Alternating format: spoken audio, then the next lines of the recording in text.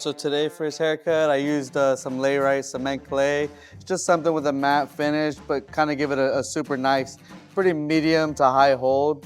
Just something that's gonna last him all day long. For the shave, I started with the Layrite Concentrated Beard Oil just to kind of get the skin nice and moisturized, nice and soft. Now I'm just gonna go in with a hot towel, get the skin nice and soft.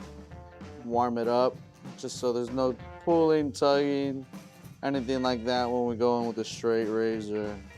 And then right after that, I threw on some liquid shaving cream.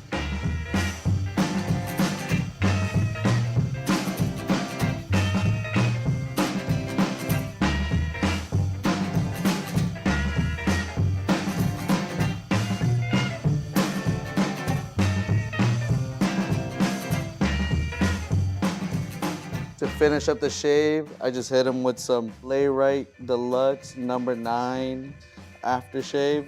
And then to finish it off and kind of not give him a burn, but a nice soothing feeling, I use the Layrite Aftershave Balm.